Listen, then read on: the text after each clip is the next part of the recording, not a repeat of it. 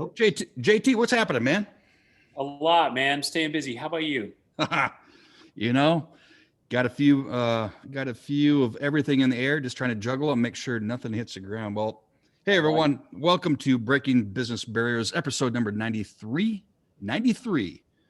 Before we introduce our guest, let's give thanks out to our previous guest, and that was Doug Stamen, along with Dan Austin. Let's talk about Dan. Dan Austin owns Austin Adventures. And let me tell you, adventures across the globe. Not only is he an entrepreneur, but he's a serial, memory maker is what I would probably call him, right? JT, what do you think? You're a big travel guy. You love traveling. What do you think? Dan is a traveler. All about the memories, man. Such a good use of time and money to see the world like that. Yeah, folks, if you haven't heard that episode, I highly encourage you to meet Dan. He smiled the entire time. He loves what he does. I mean, literally loves what he does. Well, this is your host, Brent Duham, along with my compadre, Jared Ty, Buy with Ty, real estate guru. Gotta love that guy. He's good at what he does. So feel free to reach out to Jared at any time if you're in the market. And you don't even have to contract with him. He may give you some advice if it's in a state maybe where he doesn't normally have his boots on the ground, but nonetheless, he is he's a heck of a guy and one of the real good dudes in the business. Well, let's bring on our guest, Don Riggs. This is going to be a fun story because in my opinion, he's really had two careers. He was a business owner, entrepreneur, and had a successful sell on his business. And for the life of me, he got into the mortgage banking business. And much like most of us in the mortgage banking business, we really didn't know that much about it. I fell into it, as folks know that listen, I fell into it right out of college by accident, really, through the help of a college professor. But here's Don Riggs. And Don, how about a little intro? I mean, no one can tell your story better than you, but first of all, where can our listeners find you on social media, Don? Social media, LinkedIn is just Don Riggs, and LinkedIn/Don Riggs, and Facebook, same thing, Don Riggs, and Twitter, Don Riggs. And I don't do Twitter much, but it's out there. It might be a week or two before I respond on that one. So it's always better to do the LinkedIn and the Facebook. LinkedIn is my preferred medicine. Yeah, LinkedIn, I am too. Facebook and all those other things. But I think we probably talk about this on almost every episode, the value of social media. And I've been on LinkedIn for a really, really long time. And to see how that's grown over the last 3 years, it's absolutely amazing what it's done. But Don, both JT and I are glad to have you. Appreciate it. Tell your story on breaking business barriers. So let's dial it back to first when you're a business owner. Let's go there. Then we'll step it up to where you are today. So for 28 years, I was in the IT world, from about everything from soup to nuts. And I did just about everything in there. I designed stuff, I fixed things, I worked on things, I did a lot of installations, we did satellite dishes, we did computers, computer systems, modified computer systems for some of the big manufacturers. I did that for 28 years. And after 28 years, the eyesight wasn't as good as it used to be. And I said, I got to find something else to do. Had some pretty good offers on taking over what I had. And I said, okay, I'm done. Spending the next year, playing some golf, drinking some whiskey. And then I told a buddy of mine, I've got to get a job. I've got to do something. And he said, well, here's what I'm doing now. And he gave me his business card. He got in the mortgage business. He said, you're good at math. You could do this. I said, all right, let's do it. That was the interview. That was the introduction. That's what I wanted to do when I grew up. I always dreamed of being a mortgage banker when I was in grade school, Yeah, like all of us in that business, yeah, right? But it was pretty interesting. And now I've been doing this is my 22nd year. And I got to tell you, I'm glad I did the other business because it was a lot of fun. The mortgage business is also fun. It's a lot more I mean, the compliance and the regulations are something entirely different than what I was used to. We had some of that, but nothing like we do now. But it's every day is changing. Every day is new. Every time the rates change, the whole landscape changes. The whole canvas changes. So it's interesting. Here we are. We're off into a new year with now a new president, and what's going to happen? We've already seen FHA release their DACA requirements. They're back on the board. I'm sure there's going to be some other major changes with that program. So it'll be interesting. There's no question about it. JT. Yeah. So, Don, I just met a new friend today who was asking me how to get into the mortgage business. And what for people like that, who may be considering a career in it, what does a normal day look like for a mortgage professional like yourself? Well, I think, when you first get into it, you need to call everybody that you know. You need to be on every social media website there is, probably buy some leads, get out, shake hands, kiss babies. I mean, there's a lot of relationship building. I would say it's not so much about knowing the products as it is the relationships. The relationships in this business are so key. There's nothing more important than that. So that would be my suggestion is if you can meet 25 people in the course of a month, dump them all into that funnel, see what comes out at the bottom at the end of the month, and get them into your CRM. Make sure you're marketing those people. Work with your peers. Take all the experience that they can give you, and surround yourself with a company that basically has things that is going to promote you and help you go out and get new business. That's one of the most important things. Now that's just imperative. So we all have something in there. In this business, we all have something. It may look a little bit different and all, but a lot of the companies that are out there, they realize that and they provide that. But a lot of the problems with the originators is they don't take advantage of it. So I say take advantage of every tool that you've got, because you can become a success in this business. The entry level fee is really pretty low to get into it, but it's the desire and the passion that you've got to have to build, I believe, the relationships. That's great feedback. So if you were starting, fresh, hypothetically, and you had to build up a book of business, a consumer base, I know you mentioned social media, you mentioned buying leads. Are those the places that you would go, or would you go out and work on referral partners, or maybe a little of everything? I think a little of everything. Right now with COVID, it's kind of tough to get out with the partners. However, I started my business by doing what I did best, and that was hanging out in bars. And I passed my card around to everybody in that bar every time I went in. And I stapled my card to a $5 bill and said, "Hey, let me buy you a cocktail. If you ever need a mortgage, give me a call." I did a ton of mortgages that way. That's So cheap. it was the little niches that you can do along the way and things that you can figure out and how to get some business in. And, people wanted, "Hey, I got $5 from this guy over here." Whether or not they ever use it or not, it's another story. But that was part of it. So I still think that those things are possible. The other thing I would do is, besides that, I'd get my little clipboard out with, maybe a file folder in it, a couple of flyers, and I'd start knocking door to door. I would take a neighborhood and just look for people to refi. They're going to look at you. They're going to see you. Granted, only maybe 1 in 20 is going to answer the door, but you can leave your card. But whatever you can do to get out there and pick an area and stick to it for that kind of business. And you will be surprised what you get. That's awesome. I read about a real estate agent that did similar to what you said about the bar. She literally picked some kind of an upscale restaurant, and she would go set up shop. She would go work there for half the day, and meet people and buy people drinks and give out her card. And it was actually a very lucrative business for her. So that's amazing. I've had that when I travel a lot. Not right now. I did travel last week, but I would do that when I was in the hotel bar, and I'll set my computer up, even though I may have just been reading email or whatever, but you're visible. And I hired a couple of loan officers that way. That's So, awesome. it's, you get out there and people want to meet you. I think this business is very, it's so relationship based. People want to feel good and they want to know the people that they're working with. Yeah, you've got a lot of your online lenders out there that, will give you the best rate and all. And a lot of people care about that, but there's just as many, if not more, that care about who they're dealing with. They want to feel safe.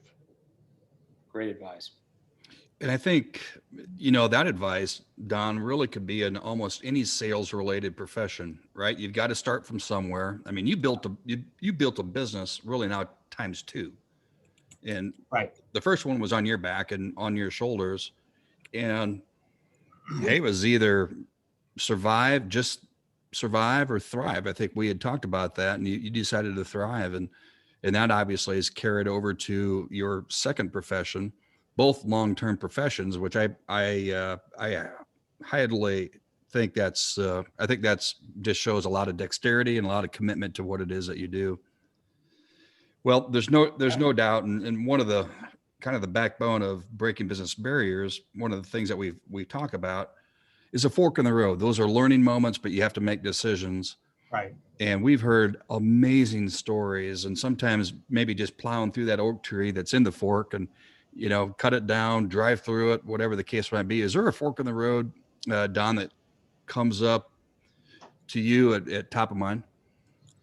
The biggest fork in the road was the financial crisis in 2007, 2008 was probably the biggest one for me. I made a conscious decision to go out and prove that I could still do business. I don't even want to talk about the numbers I did, but they were ridiculous. I just was killing it because there was so many people that had left the business. There was so many people that people didn't trust.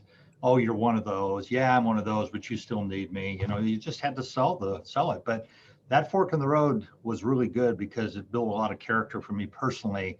And as the business got a little more adjusted to what had happened, it became a little easier. But all of those experiences themselves, I think that piece in itself, it was either, okay, I can go back doing something else, or I can make this choice that I made, make it work. And that's what I chose to do is, I made a choice, let's make it work. When you did that, was that a decision that you made with your head or your heart, or were you concerned about what other people would think about, all right, here's a lifelong IT guy. All of a sudden he's going from left field. Heck, he's not even in the same town as the ballpark. Were you worried about that? No, I didn't. Quite frankly, I never even thought about it. It was just kind of like, okay, how do we do this? It's just, you just need to formulate a new plan and move forward. You made a choice, it's like, I've been married once or twice. You try to make those things always work, and you make choices in those things. And if they don't work, they don't work. But with this business, I think there's so many opportunities to make it work that there's no reason why it shouldn't work. And people that don't make it work, there's a lot of them out there. And I coach my people a lot. And the ones that work are killing it right now. And the ones that just want to get by are just getting by. And, it's the old 80-20 rule where, 20% of the people in the business do 80% of the loans. It even might be 90% at this point, but the ones that are working, they're having a lot of success right now, a lot of success. Don, if somebody wanted to reach out to you to look into a refinance or something like that, what would that be, a Texas listener that would want to do that? Or if somebody wanted to reach out to me, I usually just use my website, donriggs.com. Everything's right on there. They can apply, they can do whatever. I personally don't do the loans any longer because I'm a non-producing branch manager, even though I'm licensed in 15 states. But I have a team that works with me who does all of my loans, and I oversee everything. So very nice. So 15 different states listeners could contact you. We as a company are licensed in all 50, and I think that's, I think it's a great thing. I don't know if it's necessary, but it's a great thing, That's awesome. Yeah. Don, do you have advice as an entrepreneur, and really you still are in our business? You're a peer. We're peers in the industry of mortgage banking, and of course Jared's in real estate. Prior to that, he was a mortgage banker for 12 years. So, which is cool. He brings a viewpoint that not many many do, but just as an entrepreneur, do you have some advice? Because a lot of our folks are either already own a business, or perhaps they're thinking of, hey, I'm tired of this, this grind that I'm doing, and it's time maybe for a little freedom, both personally and financially. You have some advice for those folks, Don? Well, first of all, I would not recommend anybody go in and try and start their own business in this market. I mean, I would get some real experience if they wanted to be in this business, but to align themselves with a company that is, well placed in the market, well positioned, well capitalized. That's pretty easy to figure that kind of stuff out on how they are. You can look around and talk with different people, but I would suggest, technically speaking, Brent, it's like everybody that's in our business is really self-employed. You get paid on how hard you work. Yes, you work on basis points, maybe a draw, maybe a salary, whatever. But at the end of the day, everybody is self-employed, and your payoff is really as to how hard you work. So I would say align yourself, figure out what it is and what your business plan is. Write down the business plan. I think that's one of the big mistakes a lot of people make, is never having a business plan.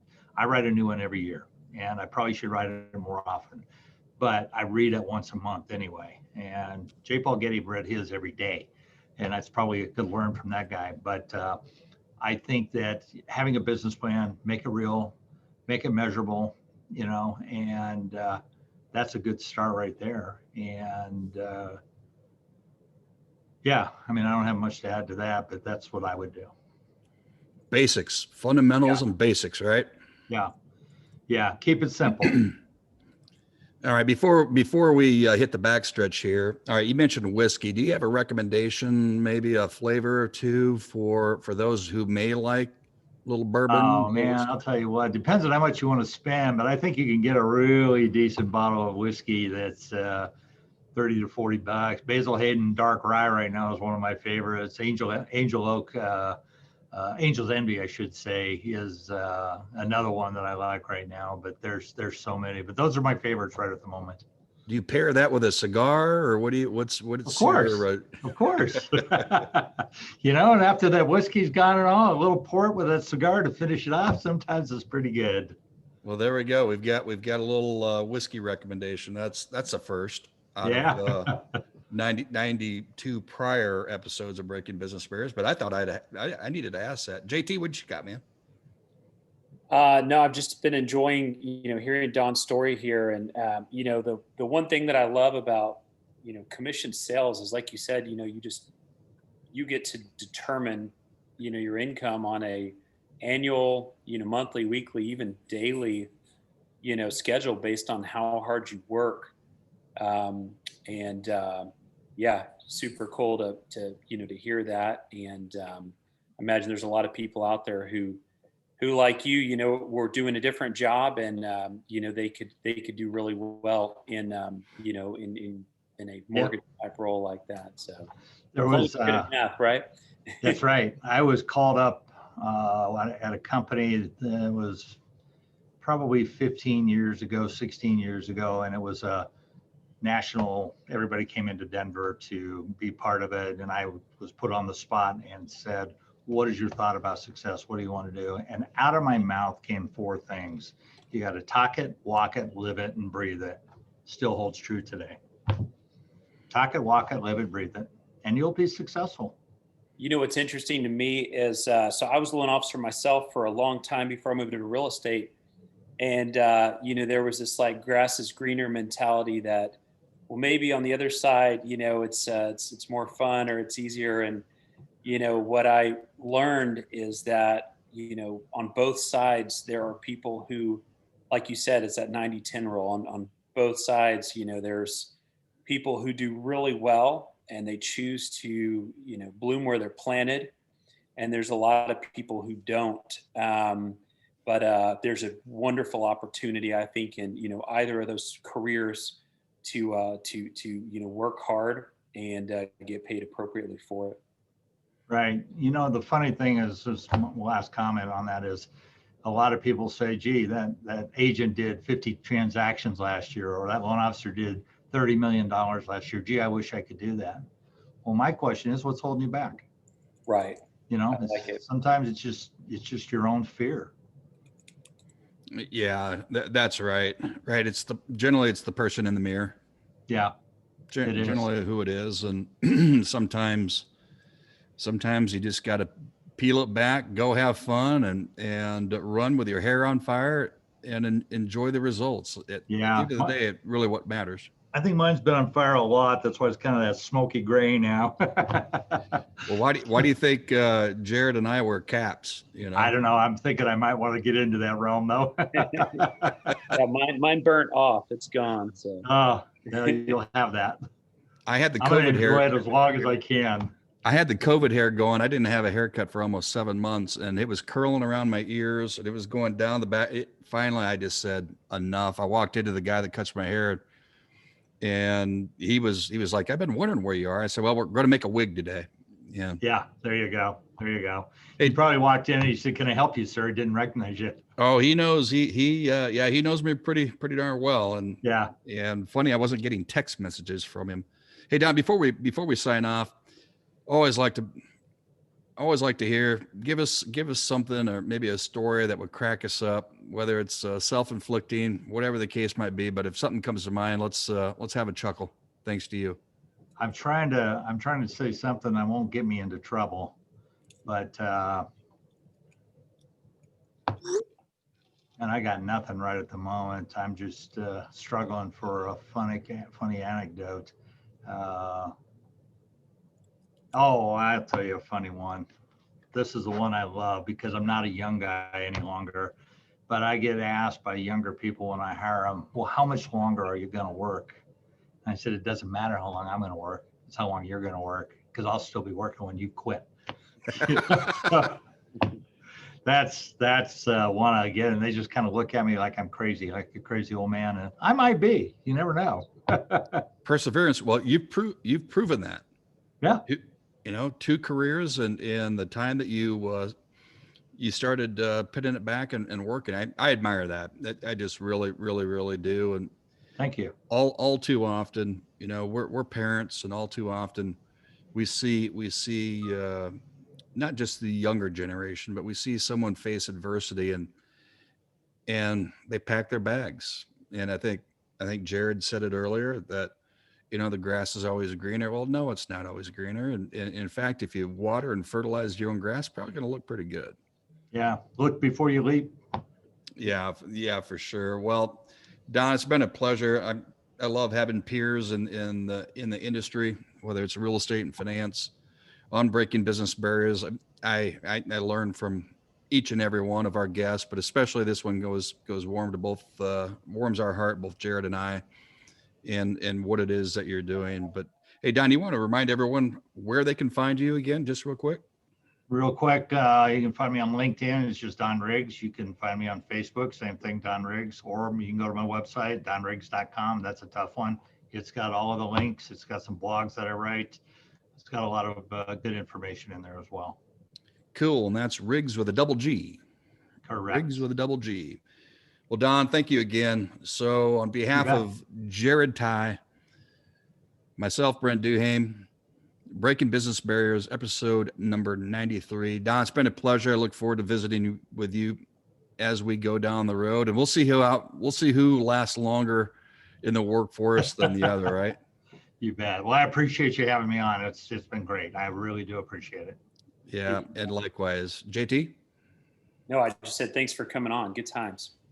You got it, guys. Peace, and it is onward and upward for sure. Everyone, have a great day, and thanks for listening.